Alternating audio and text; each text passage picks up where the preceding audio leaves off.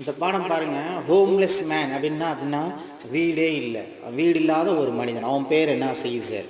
அவன்கிட்ட stray tax அப்படின்னா நாய். இப்போ மனுஷனை வீடு இல்லைன்னா ஹோம்லெஸ்ன்னு சொல்கிறோம். அப்போ நாய்கள் வந்து வீட்டில் வளர்க்குற நாய்களை பார்த்துருப்பீங்க.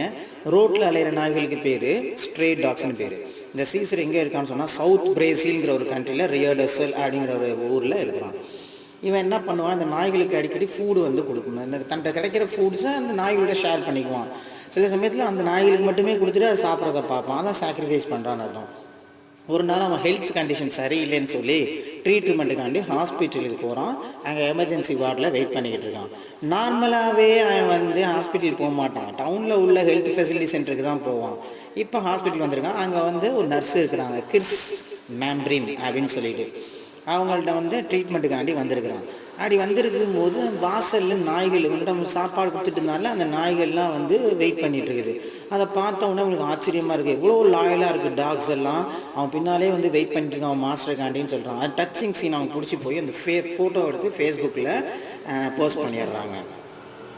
அவங்க பார்க்கும்போது அவங்களுக்கு ஆச்சரியமாக இருக்குது. இவ்வளோ ஒரு பெஸ்ட்டு கம்பேனியன்ஸாக அவங்க இருக்கிறாங்களே அப்படின்னு சொல்லி அவங்க ஆச்சரியப்படுறாங்க. அவங்க பார்க்கும்போது அந்த அவங்களுக்குள்ள ஒரு ரிலேஷனை பார்த்தா சாதாரண ரிலேஷன், ரெசிப்ரோக்கல்ங்கிறது என்ன? நீ ஒன்று செஞ்சால் நான் ஒன்று செய்வேன். அதாவது நம்ம ஒன்று அவங்களுக்கு நம்மளுக்கும் ஒரு எக்ஸ்சேஞ்ச் ஆஃப் சம்திங். நீ ஒன்று கொடுக்குற, நான் ஒன்று கொடுக்குறேன் அப்படிங்கிற மாதிரி அந்த ரெசிப்ரோக்கல் ரிலேஷன் இருக்கிறத அவங்களால பார்க்க முடிஞ்சுது. அவங்க ஆச்சரியப்பட்டு பார்க்குறாங்க. அவனுக்கு ஒரு ஃபுட் கொடுக்கும்போது அவன் அதை சாப்பிடல, ஃபுல்லாக கொஞ்சோண்டு சாப்பிட்டு மீதியை வைக்கிறான். உடனே அவங்க நினச்சிட்டான் சரி நாய்க்கு கொடுக்க போகிறான்னு சொல்லி. அந்தளவுக்கு தனக்கு கிடைக்கிறதே கொஞ்சமாக இருக்குது, ஆனால் அதையும் அவன் ஷேர் பண்ணிக்கிறான். இப்போ வந்து அவனே பசி பட்டினி குளிர்லையும் வீடு இல்லாமல் இருக்கிறான், ஹங்கர் அண்ட் கோல்டு. அவன் சிம்பிள் பர்சன்.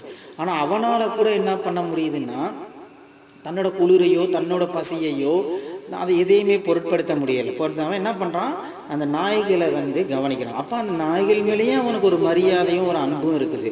அதை பார்த்து இந்த அம்மாவுக்கு ஒரே ஆச்சரியமாக இருக்குது. மெட்டீரியல் பொசஷன் அப்படின்னா சொத்து எதுவும் அவன்கிட்ட கிடையாது, ஆனால் இருந்தாலும் அவனுக்கு உறவினர்களும் யாரும் கிடையாது. ஆனால் இந்த உலகத்தில் அவனுக்குன்னு ஒரு அருமையான நேசிக்கக்கூடிய ஒரு ஃப்ரெண்ட்ஸ் இருக்கிறாங்க அப்படிங்கிறத பார்த்து ஆச்சரியப்படுறாங்க. இதுதான் இந்த ஸ்டோரி. ஓகே, பாய்.